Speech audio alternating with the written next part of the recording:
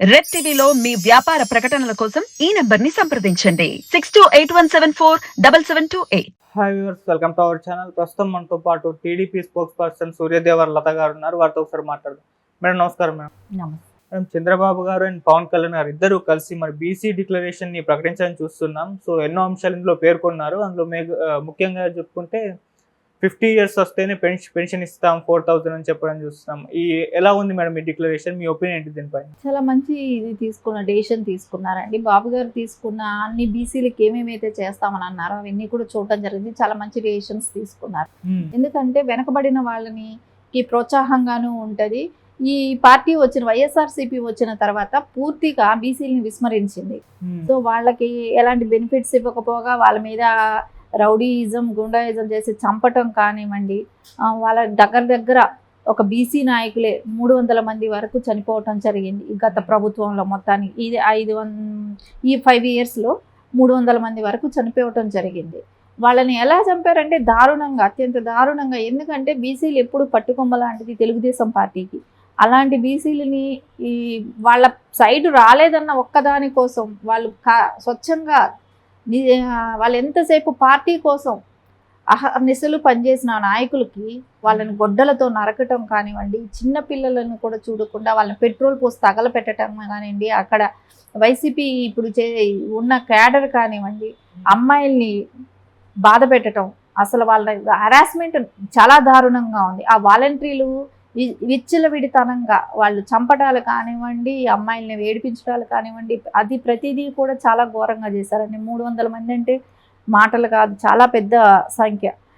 అలాంటిది బాబు గారు కూడా వాళ్ళకి ప్రోత్సాహం ఇచ్చేటట్టు, సో వాళ్ళ మీద ఏదైనా జరిగిన ఇలాంటివి ఇమీడియట్ యాక్షన్ ఉండేటట్టే కానివ్వండి, అలాంటివి తీసుకోవటం చాలా మంచి పరిణామం. మహిళలకు కూడా 50 సంవత్సరాలు వస్తేనే వాళ్ళకి పెన్షన్ ఇవ్వటం అనేది మంచి విషయమేనండి. అది ఇవ్వటమే కానివ్వండి. నెక్స్ట్ ఇంకోటి కూడా 75 లక్షల కోట్లు వాళ్ళకి, 75,000 కోట్లు వాళ్ళకి బీసీలకి వాళ్ళకి ఎలాంటి బెనిఫిట్స్ కోసం కానివ్వండి అలాంటివి వాడుతూ ఉన్నారు. ఈ ప్రభుత్వం అదే చేస్తూ వచ్చింది.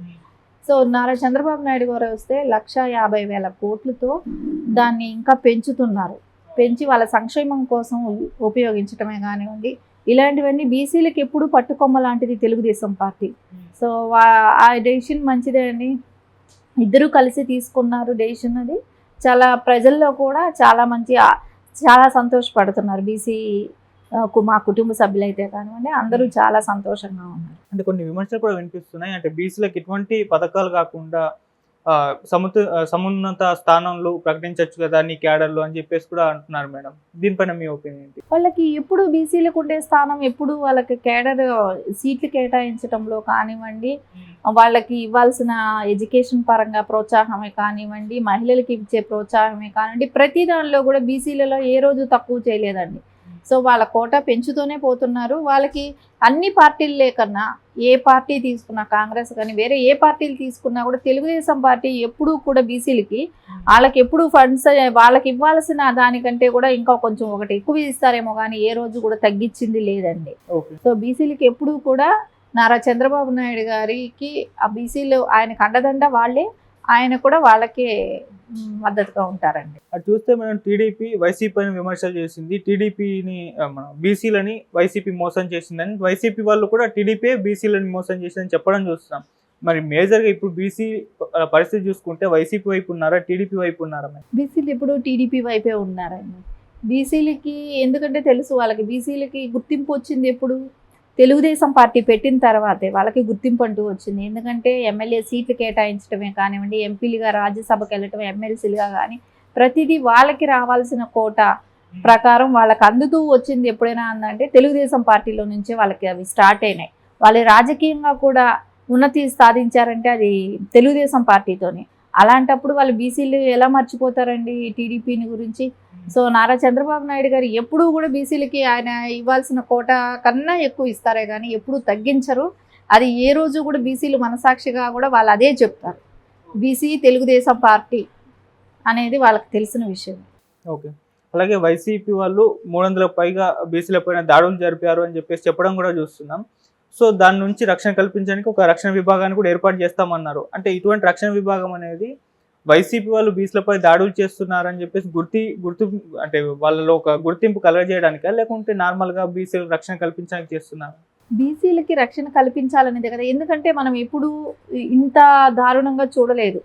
300 మంది అనేది చాలా పెద్ద ఇది, అంత దారుణమైనదిగా మనం ఏ రోజు చూడలేదు. అలాంటిది జరిగినప్పుడు వాళ్ళకి కూడా జరగాల్సిన న్యాయం జరగాలంటే దాని మీద తొందరగా యాక్షన్ కూడా ఉండాలి, డిలే అవ్వకూడదు. ఒకసారి అప్పుడు ఒక పెట్రోల్ పోసి కాల్చడం అనేది ఒక సామాన్యమైన వాళ్ళని చేసినా అదే ఉంటుంది, ఒక బీసీని చేసినా అదే ఉంటుంది, ఒక ఎవరిదైనా ప్రాణమే. కాకపోతే బీసీలు అనేటప్పటికి అక్కడ ఏం జరిగిందంటే వాళ్ళు ఫైనాన్షియల్గా కాదు, బాగా ఫైనాన్షియల్గా వాళ్ళు ఉన్న వాళ్ళు కాదు కాబట్టి వాళ్ళ మీద అలాంటి ఇది చేశారు.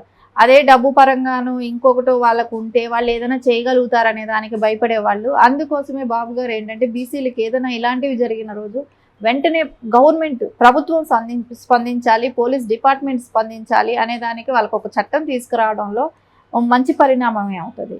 ఇది బీసీ డిక్లరేషన్ అనౌన్స్ చేసిన తర్వాత వైసీపీ నుంచి విమర్శలు రావడం చూస్తున్నాం. బాబు గారు జస్ట్ అనౌన్స్ చేయడానికి వరకే నడుస్తుంది, అది అప్లై ఏం కాదు అని చెప్పేసి అంటున్నారు మేడం. అంటే మేము చంపుకుంటా పోతాము, వాళ్ళు అనౌన్స్ చేసి వాళ్ళు మేము ఆ ప్రొసీజర్ పాటిస్తామని అంటే కూడా మేము వెనకాల ఇట్లాంటివే మాట్లాడతామనేది. నువ్వు ఎందుకు వెయిట్ అండ్ సీ, నువ్వు చూస్తూ ఉండు చేస్తున్నామా లేదా అనేది, చేయనప్పుడు అడుగు. అంతేగాని నువ్వు ఇప్పుడు మాట్లాడటం కరెక్ట్ కదా. వైసీపీ వాళ్ళకి నువ్వు చేసిన తప్పులకే కదా, నువ్వు ఇంతమందిని చంపారన్న దానికే కదా ఈరోజు అది తీసుకురావటానికి కూడా కారణం. వాళ్ళకి సరైన న్యాయం జరగలేదనే దానికోసమే తీసుకురావడం జరిగింది. మీరు అలాంటి వాళ్ళ మీద హత్యలు, మానభంగాలు ఇలాంటివన్నీ జరగకుండా ఉంటే ఈ రోజు అలా బయట అలాంటి మాట వచ్చేది కాదు, బాబు గారు ఇచ్చేవాళ్ళు కాదు. మీరు ఎందుకు చేశారు వాళ్ళని, అలాంటి దారుణమైన స్థితికి ఎందుకు తీసుకెళ్లారనే దానికోసమే ఈ రోజు ఆ చట్టం రావాలని కోరుకుంటున్నారు. మీరు ఇప్పుడు అనౌన్స్ చేశారు, రేపు పొద్దున వస్తుంది, వచ్చిన తర్వాత జరగలేదంటే క్వశ్చన్ చేయాలి కానీ ముందే ఏదో చెప్పుకుంటే జరిగేది ఏంటండి? ఈ గాలి మాటలకంతా మనం స్పందించడం కూడా వేస్ట్. అసలు వైసీపీ వాళ్ళు మేజర్ గా బీసీలను ఎందుకు టార్గెట్ చేశారు? మళ్ళీ ఇప్పుడు అంటే బీసీ డిక్లరేషన్ అనౌన్స్ చేయడానికి గల కారణాలు ఏంటి అసలు? చంద్రబాబు గారు అదే చెప్తున్నారు, అదే ఎప్పుడు కూడా బీసీల పక్షపాతి, తెలుగుదేశం పార్టీయే బీసీల పక్షపాతి. సో అలాంటప్పుడు వాళ్ళకి డెఫినెట్గా అందాల్సిన ఇవి కానీ కంపల్సరీ వాళ్ళకి న్యాయం జరగాలి. ఇంకా కొంచెం వాళ్ళు వెనకబడి ఉన్న వాళ్ళు ఉన్నారు. అందుకోసమే బాబు గారు కూడా వాళ్ళకి ఎడ్యుకేషన్ పరంగా కానివ్వండి, జాబ్స్ పరంగా కానివ్వండి, మహిళలకి చేతి వృత్తుల పరంగా కానివ్వండి, ఈ విద్యార్థులకి చిన్నపిల్లలకి స్కూల్స్కి వెళ్ళే పిల్లల దగ్గర నుంచి, వాళ్ళు ఏదైనా కుల వృత్తులు చేసుకునే వాళ్ళ దగ్గర నుంచి ప్రతి వాళ్ళకి కూడా న్యాయం జరిగితే వాళ్ళు ఆర్థికంగా అభివృద్ధి చెందితే కొంచెం దేశం కానీ, ఎందుకంటే బీసీలు జనాభా ఎక్కువ శాతం ఉన్నది, ఆ ఉన్న దానిలో వాళ్ళు అభివృద్ధి చెందితే రాష్ట్రం కూడా అభివృద్ధి చెందుతుందనే ఒక దానితోనే బాబు గారు ఇలాంటి స్కీమ్ తీసుకురావడం జరిగింది. అంటే వైసీపీ ఎందుకు పట్టించుకోలేదు బీసీలు? వైసీపీ ఎందుకు పట్టించుకోలేదనంటే వాళ్ళు ఎవరికి సంక్షేమాలు ఎవరికి కరెక్ట్గా చేశారు, ఎవరికి చేశారని బీసీని పట్టించుకుంటారు? ఎవరిని పట్టించుకోలేదు వాళ్ళు. అదే కదా వాళ్ళు చేసింది ఏంటి, వాళ్ళకున్న ఓట్ బ్యాంక్ ఎవరైతే కార్యకర్తలు ఉన్నారో వాళ్ళకే ఇచ్చుకున్నారు. వాళ్ళకు కూడా ఇచ్చిన వాళ్ళకే ఇచ్చుకుంటాం. ఆ స్కీములు కూడా ఏంటంటే ఇచ్చిన వాళ్ళకి ఇచ్చుకుంటా వెళ్ళటమే. మళ్ళీ రెండో స్కీమ్ అయినా మూడో స్కీమ్ అయినా అంతా వాళ్ళకే, ఆ కుటుంబాలకే వస్తుంది. మొత్తం సమాజానికి అంతా పనికొచ్చేటివి ఏవీ చేయలేదు. ఉన్న వాటిని కూడా తీసేశారు కూడా.